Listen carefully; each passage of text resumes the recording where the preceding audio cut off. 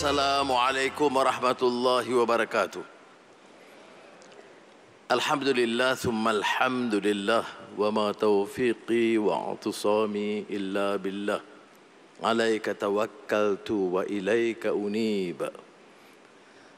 Alhamdulillah al-khail wa man ahsanu qawlan mimman da'a ila Allah wa amila salihan wa qala innani minal muslimin. Wa usalli wa sallim ala rasulihil karim wa ala alihi wa sahbihi ajma'in. Saudara Menteri Besar Yang Muhammad Syukri Ramli, Saudara Menteri Agama Dr. Muhammad Naim Mukhtar, Tuan Sri Aizan, Speaker Datuk Rahimi, Setiausaha Kerajaan Negeri, Sirajuddin, Datuk Dr. KP Jakim, Sahibu Samahah, Mufti Datuk Asri dan rakan-rakan Mufti dan Hakim, ahli Majlis Mesyuarat Kerajaan Negeri dan rakan-rakan saya muliakan. Alhamdulillah kita dapat bersama-sama sekali lagi dalam majlis tilawah dan hafazan Al-Quran Perikatan Kebangsaan. Kerajaan Persekutuan tentunya menghargai kerjasama penuh oleh Menteri Besar dan Kerajaan Negeri Perlis dalam menjayakan acara ini. Dan apalagi ia berjalan selari dengan sambutan Jubli Perak Tuanku Raja Perlis yang berlangsung baru-baru ini dan memberikan kita semangat perpaduan dan juga pertahankan prinsip negara yang berperlembagaan, memuliakan raja dan kebajikan rakyat keseluruhannya. Mendengar dari doa Sahibu Samahah sebentar tadi, menekankan asas yang harus kita renungkan, ya tafaqquh fid din. Tujuan kita menyebarkan, menghidupkan budaya pembacaan Al-Quran dan hufazan ini tentunya dalam kerangka menggali, mempelajari, menjadikan Al-Quran itu sebagai pedoman. Ya ayyuhallazina amanu istajibu lillahi walir rasul iza da'akum lima yuhyikum. Jadi ini kemudian yang mencabar kita, yaitu setelah tafaqquh fid din, dicabar, dituntut untuk menghayati. Dan di sinilah kemelut yang disebut malais cabaran umat, sejauh mana kita berupaya menguasai, menggali Al-Quran dan menjadikannya pedoman ke arah persatuan, membina kekuatan dari din kepada Madinah, kepada tamadun yang cuba kita rungkai dalam negara madani ini. Tidak mungkin lari dari asas din, dan din selalunya berkembang dari satu pusat, kota kepada negeri. Dan negeri itu hidup dengan dasar ilmu yang kukuh. Dan dasar ilmu itu yang dicermati, dihayati untuk menjadikan dan membina kekuatan baru tamadun. Negara umpamanya harus terangkat dengan nilai. Sebab itu dalam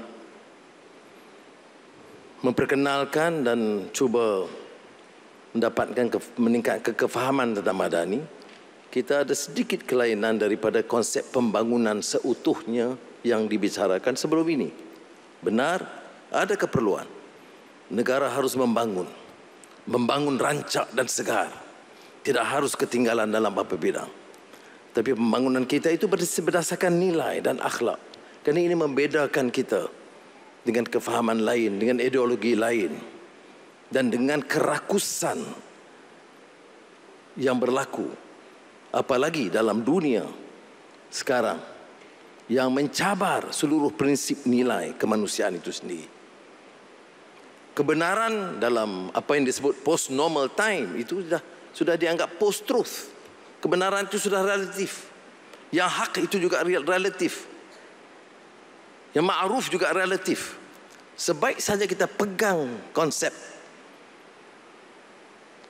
laicity, sekular, ekstrim begini, ia tentunya akan meninggalkan daripada prinsip akidah yang kita faham.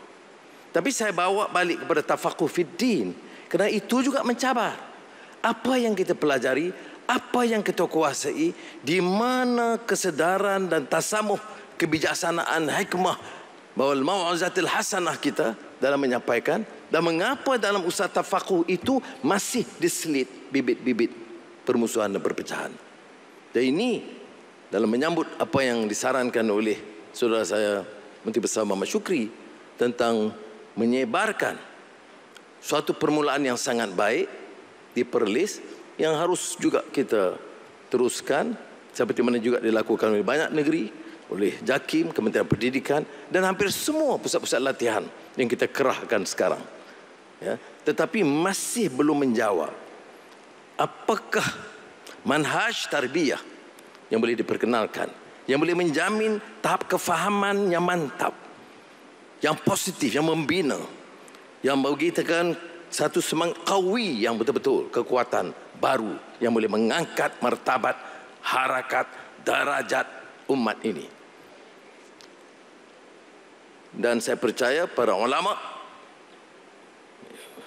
hakim-hakim hufazan yang sudah tentu lebih arif, para mufti, harus juga menerima cabaran ini. Bagaimana harus kita pupuk kesedaran baru di kalangan umat ini. Kerana, mengapa saya tekankan hal ini? Kerana tidak semestinya penguasaan Al-Quran dan ilmu itu membawa kepada jurus arah yang membina. Sebab itu Al-Quran mengingatkan kita, atamuruna an-nasa bil birri wa tansawna anfusakum wa antum tatluna al-kitab afala ta'qilun. Mencabar orang yang punya kuasa dan membaca, bukan mencabar orang yang betul-betul buta huruf dan jahil murakab. Dan cabaran itu bagi yang menguasai dan mampu dan berakal. Tentunya penjelasannya wasta'inu bis sabri was salah wa innaha lakabiratun illa 'alal khashi'in. Ya. Saya bila baca ayat Quran itu tadi teliti balik, ni bisa baca hakin-hakin bagi saya nervous sikit. Tapi itulah yang saya ingat dan menggesa rakan-rakan supaya membantu. Kita tidak punya masa. Kerana cabaran begitu banyak. Malam ini kita tekankan bagaimana penguasaan Al-Quran itu menjadi basis untuk mengangkat martabat, harakat, darajat umat, membina tamadun dan negara madani. Dalam masa yang sama, penguasaan bahasa-bahasa, penguasaan digital, penguasaan artificial intelligence, itu semua menuntut kita cepat menangkapnya. Kalau tidak, kita akan ketinggalan. Jadi dalam menghadapi ini semua yang mendasari masih pemahaman asas Al-Quran dan penghayatannya. Sebab itu saya juga baca tentang keperluan kita dan cabaran berikutnya, iaitu untuk mengamal. Ayat mula tadi, wa amila salihan istajibu lillahi walir rasul idza da'akum lima yuhyikum.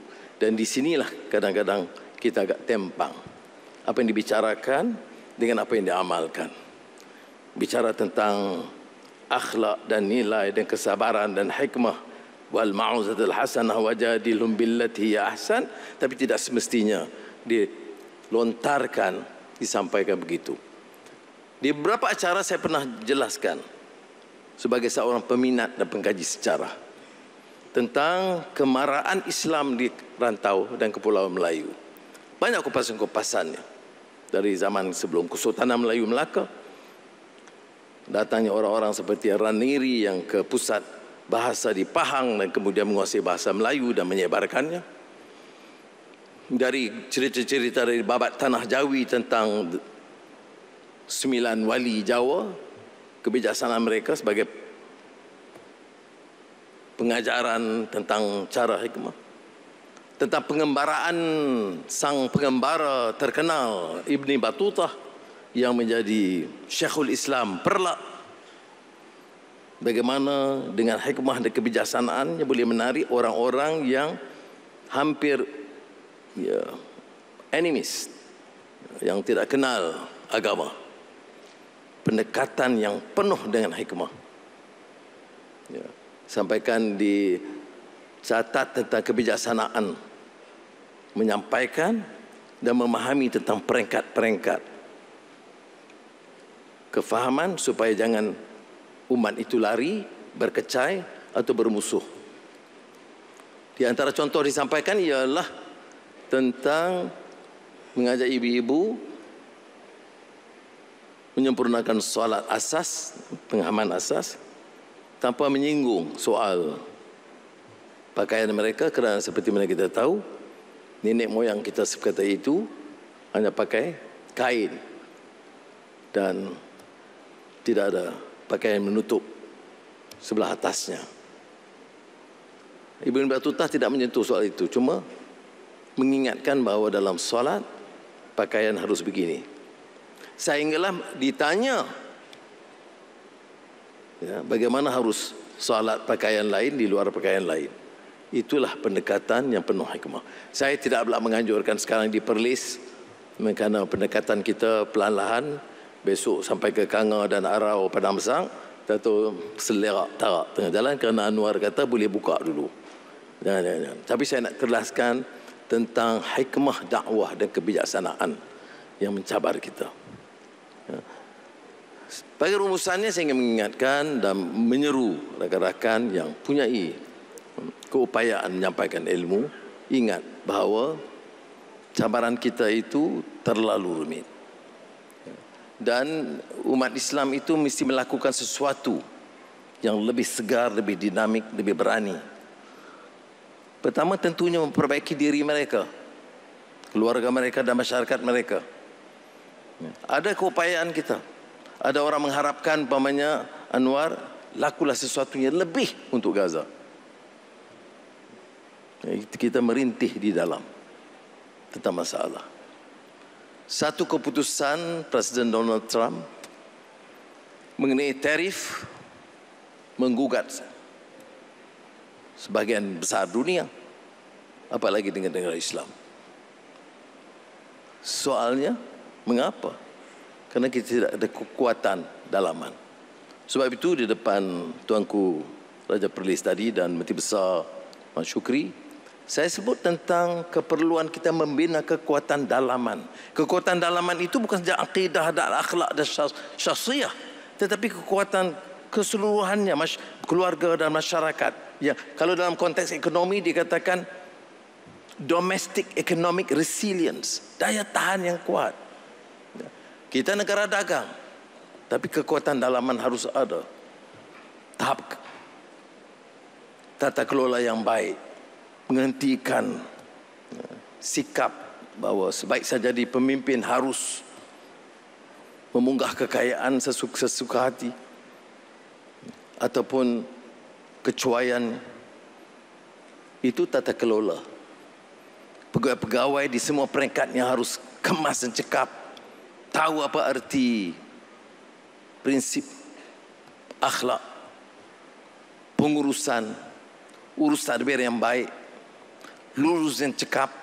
Hal yang boleh diluluskan 2 minggu, tidak ada sebab sama sekali untuk diluluskan dalam tempoh 2 bulan. Itu semua tanggungjawab kita yang tafaquh fid din, dan dalam penghayatannya baru boleh kita bina kekuatan dalaman, economic resilience, domestic economic resilience, dan menerima keperluan meneroka alam teknologi dan disiplin baru, pendidikan, kesihatan, dan dalam semua bidang. Jadi saya ingin ambil kesempatan ini mengajak rakan-rakan supaya terus berusaha, berikhtiar, tafaquh fid din dan ke arah penghayatan yang menyeluruh dalam semua bidang. Mudah-mudahan hasrat kita bersama untuk mengangkat martabat negara ini dapat dicapai dengan bergaya tetapi mengekalkan landasan sebagai penggerak membawa perubahan berlandaskan prinsip luhur, din dan nilai dan akhlak yang benar. Wassalamualaikum warahmatullahi wabarakatuh.